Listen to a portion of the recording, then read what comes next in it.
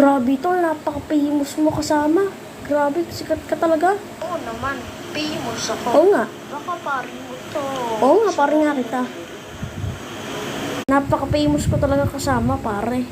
Ikaw lang hindi famous dito. Napaka ano mo talaga. Ako laging nilalaitan nyo ah. Sige, subukan nyo. Papalayasin ko sa bahay ko. Huwag naman, pare.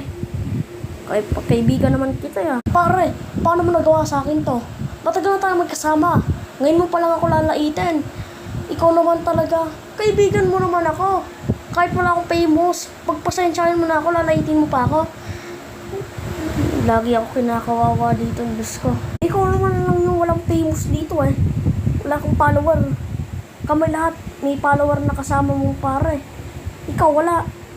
Palipasa. Wala sa yung nanonood. Ano ba pake ko? Matagal ko na kayong kasama. Tanggap ko, famous kayo. Ako, hindi.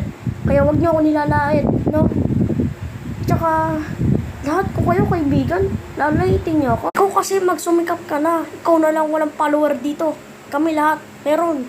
Ikaw na lang wala. Matagal ko namang alam na marami na kayong follower. At ako lang yung walang follower dito. Sa lahat na magtutropa mo, kami ang maraming follower. Pati ba naman ikaw, insan? Nandiyan ka? Kagrupo nila ako. Magsumikap ka kasi mag-vlog para marami sa yung follower na nanonood. Ako na lang lalaitin lagi.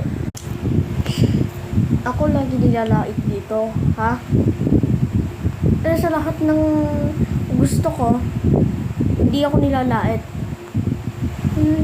Makalayas na sa grupo na to. Tandaan na natin yung pagkakaibigan natin. Huwag na ako nilalait. Ayos na ako dyan. Ano ba naman yan?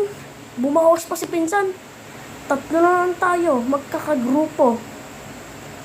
Kasi naman kasi talaga, wala siyang follower. Yun yung mahirap.